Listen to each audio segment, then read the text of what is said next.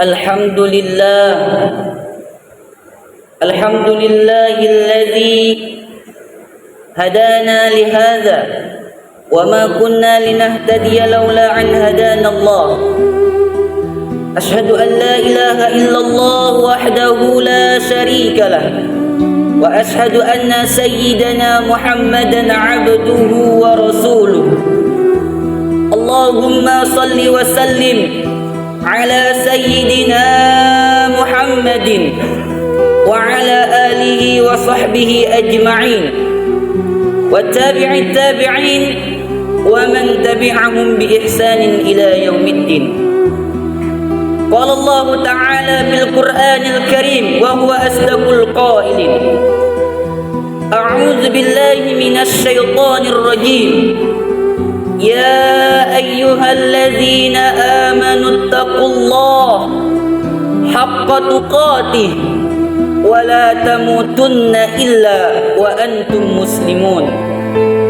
وقال تعالى في آية أخرى: يا أيها الذين آمنوا اتقوا الله وقولوا قولا سديدا يصلح لكم أعمالكم ويغفر لكم ذنوبكم ومن يطع الله ورسوله فقد فاز فوزا عظيما. عباد الله، أوصيكم بنفسي بتقوى الله وطاعته فقد فاز المتقون. Hadirin jemaah Jumat rahimakumullah, marilah kita meningkatkan keimanan dan ketakwaan kita kepada Allah Subhanahu wa ta'ala dengan menjalankan semua perintah-perintah Allah dan menjauhi semua larangan-larangan Allah. Hadirin jemaah Jumat rahimakumullah, banyak hari yang diciptakan oleh Allah, tapi ada satu hari yang dipilih oleh Allah, Sayyidul Ayyam. Hari ini Allah Subhanahu wa ta'ala mengagungkan makhluknya. Hari ini pula Allah Subhanahu wa ta'ala mengakhiri dunia. Hari ini pula dipilih oleh Allah Subhanahu wa ta'ala untuk melipat gandakan semua amal hamba. Berapa banyak orang-orang soleh, para wali-wali Allah menunggu hari ini, menantikan hari ini, tapi ada yang lebih cepat ajal yang sudah tertulis di Lauhil Mahfuz sehingga mereka meninggal petang kemarin. Tak sempat membaca suratul Kahfi di malam Jumat, tak sempat membaca surat Yasin, tak sempat untuk berdoa kepada Allah Subhanahu wa ta'ala mendapatkan satu titik doa mustajab di hari Jumat. Karena apa? Karena ada yang lebih cepat daripada janji kepada manusia, yaitu janji kepada Allah Subhanahu wa ta'ala. Hadirin jemaah Jumat rahimakumullah, sebelum Allah menciptakan alam semesta, Allah ciptakan pena. Lalu Allah berfirman, "Uktub ya qalam," tulislah wahai pena. "Uktub ya qalam," tulislah wahai pena. "Innallaha katabal maqadir." Dalam Sahih Muslim dinyatakan Allah menciptakan takdir, menciptakan pena untuk menulis takdir. Khamsina alfasanah, 50.000 tahun qabla an yakhluqa as-samawati wal ard, sebelum Allah menciptakan langit dan bumi. Oleh sebab itu, jika hari ini kita ditempatkan Allah di tempat yang paling baik, di masjid bersama orang-orang baik, orang yang beriman kepada Allah Subhanahu wa ta'ala, ibadah yang terbaik yaitu salat Jumat, bermunajat, munajat terbaik, satu titik doa mustajab di hari Jumat ini adalah nikmat besar Mari kita ucapkan syukur. Alhamdulillah wa syukrulillah wala haula wala quwata illa billah. Laki-laki yang bebas dari hamba sahaya, baligh berakal, wajib telinganya mendengar wasiat khatib menyampaikan, usikum wa nafsi bitaqwallah, takutlah kepada Allah Subhanahu wa taala. Seorang suami kepala rumah tangga takut kepada Allah, seorang pemimpin takut kepada Allah. Kullukum ra'in, setiap kalian pemimpin, wa kullukum mas'ulun an ra'iyatihi, setiap pemimpin akan diminta pertanggungjawabannya di hadapan Allah Subhanahu wa taala. Bahkan orang yang tidak punya rakyat sekalipun, yang tidak punya anak buah sekalipun, dia memiliki tangan dan kakinya, dia pemimpin terhadap telinganya, dia pemimpin terhadap tangan dan kakinya. Innas sam'a, sesungguhnya pendengaran, wal basar, dan penglihatan, wal fuad, hati dan pikiran. Kullu ulaika kana mas'ula, mereka akan disoal, mereka akan ditanya. Maka bukan berarti makna pemimpin hanya terbatas pada orang yang diamanahi jabatan dan kekuasaan saja. Orang yang punya mata, telinga, tangan, kaki, bisikan kepala, lintasan hati, semua akan dituntut, diminta pertanggungjawabannya di hadapan Allah Subhanahu wa taala. Pada saat itu lidah tidak bisa menjawab al-yauma nakhtimu ala afwahihim, al-yauma nakhtimu ala afwahihim. Pada hari itu mulut kami kunci, wa tukallimuna aydihim, tangan akan kami buat bicara, wa tashhadu arjuluhum, kaki akan bersaksi bima kanu yaksibun, atas semua yang pernah mereka lakukan.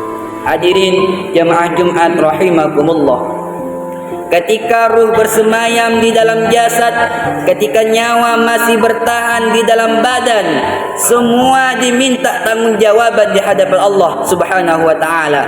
Di antara yang akan dituntut adalah, pernahkah melaksanakan amar ma'ruf nahi mungkar? La ta'murunna bil ma'ruf, ajak orang lain berbuat baik, ajak orang lain memakmurkan masjid, ajak orang lain berbakti kepada orang tua, ajak orang membaca Al-Quran, ajak orang berzikir pagi dan petang, ajak orang menebarkan kebaikan, infak, wakaf, zakat, sedekah, dan tidak hanya amar ma'ruf. Wala tanhau 'anil munkar, larang orang berbuat mungkar, larang orang melakukan seks bebas, larang orang melakukan LGBT, larang orang minum khamar, larang orang melakukan yang dilarang oleh Allah Subhanahu wa taala. Seimbang antara amar ma'ruf nahi mungkar. Umat ini dipuji oleh Allah Subhanahu wa taala, kuntum khaira ummah, kalian umat yang terbaik, ta'muruna bil ma'ruf, yaitu mengajak kepada kebaikan, wa tanhauna 'anil munkar, dan melarang dari perbuatan mungkar. Siapa yang tidak melakukan amar ma'ruf nahi mungkar, dia khawatirkan akan dikirimkan Allah hukuman. Tsunami, gunung meletus, gempa bumi, naik semua musibah ke atas bumi, turun semua azab di langit ke bumi gara-gara tidak melakukan amar ma'ruf nahi mungkar. Ketika azab sudah datang, barulah mereka summa tad'unahu, kalian berdoa beramai-ramai, berkumpul di tanah lapang, istighatsah kubra, bermunajat kepada Allah, fala yustajabu lahu, doa mereka tak dikabulkan. Mengapa doa tidak dikabulkan? Karena meninggalkan amar ma'ruf nahi mungkar. Tidak kemungkaran yang lebih hebat, tidak ada kemungkaran yang lebih hebat daripada memperbudak manusia. Tidak ada kemungkaran yang lebih dahsyat daripada membiarkan orang kafir berkuasa. Oleh sebab itu 78 tahun yang lalu nenek moyang bangsa Indonesia melawan penjajahan. Mereka bukan mengambil rempah, karena kalau hanya untuk mengambil kulit manis, bawang, tidak perlu mereka menyeberang dari dataran Eropa ke Asia dengan kapal, dengan kesulitan yang begitu hebat. Apa sebenarnya yang memotivasi mereka datang ke negeri ini? Dikatakan mereka datang ke negeri ini mengambil bumbu, mengambil rempah, tak masuk akal. Ada hal yang lain ingin mereka lakukan. Maka bangkitlah para ulama, para umat Islam, pondok pesantren beserta santri-santrinya, Mufti Syekh Ahmad Zaini Dahlan dari Mekah Al-Mukarramah, dari Masjidil Haram, menuliskan fatwa halal darah penjajah kafir laknatullah, halal mereka dibunuh, dan siapa yang memerangi mereka maka dia akan mati syahid. Mereka sebagai mati syahid bergejolak perlawanan di Nusantara dari Sabang sampai Papua. Maka mereka yang terbunuh, mereka bangga, mereka mati sebagai syahid. Yang dijanjikan Allah Ta'ala tidak merasakan sakaratul maut, tidak merasakan azab kubur, tidak merasakan hisab, masuk langsung ke dalam surga, mendidih darah mereka. Tak sabar mereka menghabiskan harta benda untuk mengorbankan nyawa sebagai syahid. Karena darah syuhada itulah kita merdeka. Oleh sebab itu dikatakan perembul pembukaan Undang-Undang Dasar 1945, atas berkat rahmat Allah dan keinginan luhur bangsa Indonesia, maka dengan hal inilah bangsa Indonesia dinyatakan kemerdekaannya. Kita merdeka bukan karena bambu runcing. Kita merdeka bukan karena tank dan senapan. Kita merdeka atas rahmat Allah yang dijemput dengan darah syuhada, rahmat Allah yang dijemput dengan pengorbanan. Maka dipilihlah hari yang paling mulia, apa? Yaitu hari Jumat. Bulan paling mulia, bulan Ramadan. Tanggal yang sesuai dengan jumlah rakaat salat orang muslim beriman kepada Allah, yaitu 17 Agustus 1945. Bukanlah tanggal biasa, bukan hari biasa. Tanggalnya adalah tanggal jumlah rakaat muslim bersujud, bersimpu di hadapan Allah Subhanahu wa taala. Harinya 17 Agustus 1945 itu ialah hari Jumat. Bulannya yaitu satu-satunya bulan yang disebutkan dalam Al-Quran, Syahrul Ramadan alladzi unzila fihil Quran. Generasi ini jangan pernah melupakan. Oleh sebab itu 17 Agustus adalah hari perlawanan, hari syahid, hari dipersaksikannya nyawa orang beriman di hadapan Allah Subhanahu wa taala. Jangan sampai generasi bangsa ini melupakan, menganggap remeh-temeh. Hari ini orang membenturkan siapa yang berteriak Allahu Akbar berarti anti kebangsaan. Siapa yang berteriak Allahu Akbar berarti anti kemerdekaan. Mereka dulu yang berteriak Allahu Akbar lah, mereka lah yang paling cinta dengan bangsa Indonesia. Mereka yang dulu berteriak Allahu Akbar lah yang paling menghormati kebinekaan. Mengapa hari ini dibenturkan antara kebinekaan dengan teriakan Allahu Akbar? Oleh sebab itu sejarah mesti diluruskan. Jangan mau dibenturkan, jangan mau diadu domba, karena perbuatan adu domba hanyalah perbuatan Belanda dan setan. Oleh sebab itu hari ini bangsa ini sedang memuliakan para syuhadanya. Mereka memejamkan mata, mengirimkan Al-Fatihah. Man ahsana ilaikum, siapa yang paling berbuat baik kepadamu, fakafi'uhu, maka balaslah. Hari ini kita sedang dipertontonkan dengan teriakan para syuhada, dari mulai Surabaya sampai ke Papua, sampai ke Sumatera, dari timur hingga ke barat. Mereka adalah orang yang berani mengorbankan nyawanya. Yang berani mengorbankan nyawanya karena apa? Karena keluarnya fatwa ulama yang memfatwakan berdasarkan Quran dan Sunnah bahwa siapa yang mati akan mati syahid, bahwa siapa yang mati tak akan merasakan azab kubur. Itulah yang memotivasi mereka untuk berjuang. Mereka berjuang bukan karena emas, mereka berjuang bukan atas nama pahlawan. Berapa banyak mereka yang gugur sampai hari ini belum mendapatkan gelar pahlawan di negara. Bagi mereka tidak penting sebutan dari manusia. Yang penting bagi mereka adalah dikenang abadi sepanjang zaman, karena mereka mendapatkan aliran pahala. Hadirin jemaah Jumat rahimakumullah, karena bagi mereka tak berguna amal kalau tidak karena Allah Subhanahu wa taala. Mereka digelar sebagai syuhada oleh malaikat di atas kain kafan yang terbuat dari cahaya. Dijelaskan dalam riwayat Imam Ahmad bin Hanbal dalam kitab Al-Musnad, malaikat penjaga pintu langit sudah lama merindukan jasad mereka, sudah lama melihat amal mereka, sudah lama menyaksikan amal mereka, tapi jasad mereka baru hari itu dipersaksikan. Mereka adalah syuhada yang dipersaksikan. Mereka juga dianggap syahid yang menyaksikan. Karena apa? Karena mereka menyaksikan tempat mereka di surga sebelum malaikat maut mencabut nyawa mereka.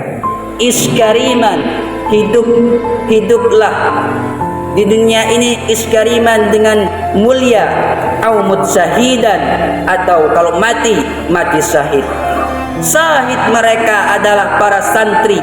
Mereka adalah orang-orang yang mengenal Allah. Awaruddin ma'rifatullah, perkara agama yaitu mengenal Allah. Kalau sudah kenal Allah, maka dunia ini tak sampai satu sayap nyamuk, setengah sayap nyamuk. Man arafad dunya hanan, siapa yang mengenal dunia, ringan dunia ini. Ketika teriakan Allahu Akbar penuh di dadanya, ketika teriakan Allahu Akbar penuh di lisannya, ketika teriakan Allahu Akbar, Allah Maha Besar yang diucapkannya, maka ringan kecil dunia ini dalam pandangan matamu. Teriakan Allahu Akbar, maka ringan kecil dunia ini dalam genggaman tanganmu.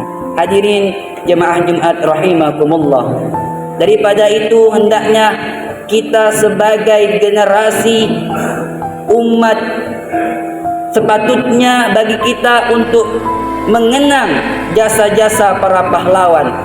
Kita kirimkan Al-Fatihah, kita doakan mereka supaya apa? Supaya kita bisa mendapatkan syafaat, mendapatkan keberkahan dari para ulama, para masyayikh yang dulu berjuang demi kemerdekaan bangsa Indonesia. Hadirin jemaah Jumat rahimakumullah, mudah-mudahan dengan khutbah singkat ini menjadikan kita sadar, menjadikan diri kita lebih baik lagi untuk dekat mengenal Allah Subhanahu wa taala. Kita tidak bisa apa-apa kecuali atas izin dan pertolongan dari Allah Subhanahu wa taala. Barakallahu li wa lakum bil Qur'anil azim wa nafa'ani wa iyyakum bima fihi minal ayati wa dzikril hakim. Aqulu qawli hadza wa astaghfirullahal azim li wa lakum wa lisairil muslimina wal muslimat wal mu'minina wal mu'minat fastaghfiru innahu huwal ghafurur rahim.